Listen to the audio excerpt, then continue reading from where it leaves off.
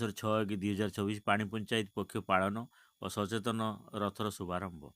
ଆଜି ସକାଳ 10 ଘଟିକା ସମୟରେ କ୍ଷୁଦ୍ର ଜଳସେଚନ ବିଭାଜନ ଅଫିସ ପ୍ରାଙ୍ଗଣରେ ପାଣି ପଞ୍ଚାୟତର ସଚେତନ ରଥ କ୍ଷୁଦ୍ର ଜଳସେଚନର ମୁଖ୍ୟ ନିର୍ବାହୀ ଯନ୍ତ୍ରୀ ଶ୍ରୀଯୁକ୍ତ ଶିଶିର ଚନ୍ଦ୍ର ମୁଣ୍ଡା ଫିତା କାଟି ଓ ପତାକା ଦେଖାଇ ସଚେତନ ରଥର ଶୁଭାରମ୍ଭ କରିଥିଲେ। ଏହି ପାଣି ପଞ୍ଚାୟତ ପକ୍ଷ 6/1/2024ରୁ 20/1/2024 ପର୍ଯ୍ୟନ୍ତ ଚାଲୁ ରହିବ। ଏହି ରଥ 12ଟି ବ୍ଲକ ଯାତ୍ରା କରି ସମସ୍ତ ଜନସାଧାରଣଙ୍କୁ ସଚେତନ କରିବ।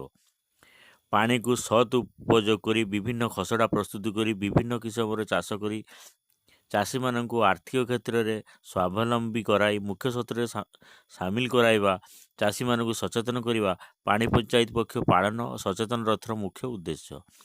ଏହି କାର୍ଯ୍ୟକ୍ରମରେ ଅନ୍ୟମାନଙ୍କ ମଧ୍ୟରେ ଯଥା ଜଳସେଚନ ଯନ୍ତ୍ରୀ ଶ୍ରୀଯୁକ୍ତ ସୁଶୀଲ କୁମାର ବିଶ୍ୱାଳ, ଜୟନନ୍ଦ ଜେନା, ସରସ୍ୱତୀ ହେମ୍ବ୍ରମ, କଳ୍ପନାମୟୀ ସିଂ, କୃତିବାସ ପଟ୍ଟନାୟକ, ଅନିତା ଜେନା, ମେଘମାଳ ସ୍ୱାଇଁ, କୌଶିକ ରୟ, ଅଜୟ କୁମାର ବେହେରା, କନେଇ ବେହେରା, ଚନ୍ଦ୍ରମଣି ମଢ଼େଇ ଆଦି ସମସ୍ତ କର୍ମଚାରୀ ଉପସ୍ଥିତ ରହି କାର୍ଯ୍ୟକ୍ରମକୁ ଆଗେଇ ନେଇଥିଲେ।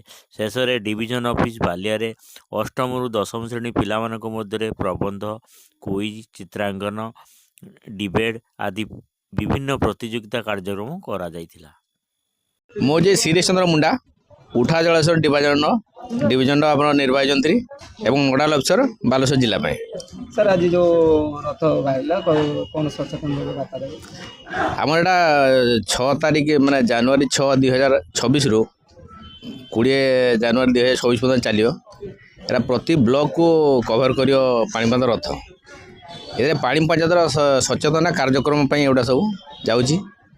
ବିଭିନ୍ନ ବ୍ଲକରେ ଯାଇକି ସେ ପୁଣି ଆମର 13 ତାରିଖରେ ଫେରିବ ଏଠି ନୂଆ ଆମର ଯେଉଁ ବାଲିଆ, ସେଥିରେ ଆମର ଡିଷ୍ଟ୍ରିକ୍ଟ ଲେଭେଲର ପାଣିପାଦ ପକ୍ଷ ସଚେତନ ପାଳନ ହେବ।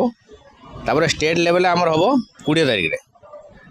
ଆମର 20ରେ 13 ତାରିଖ ଏଠି କ୍ଲୋଜ୍ ହେବ। ଆଉ 6 ତାରିଖରୁ 20 ତାରିଖ ପକ୍ଷ ପାଳନ କରାଯିବ, ପାଣି ପଞ୍ଚାୟତ ପକ୍ଷ ପାଳନ କରାଯିବ।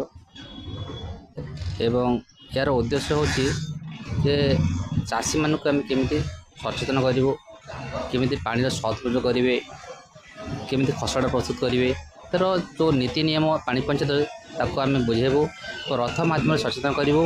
ଏବଂ ଡିଭିଜନାଲ ଗୋଟେ ଫଙ୍କସନ୍ ଆମେ କରୁଛୁ। ଡିଷ୍ଟ୍ରିକ୍ଟ ଲେଭେଲ୍ ଫଙ୍କସନ୍ 13 ତାରିଖ ହେବ। ଆଜି 6 ତାରିଖ ଆମର ଡିଭିଜନାଲ ଫଙ୍କସନ୍ ହେବ ଖୁମକୋର୍ଟରେ।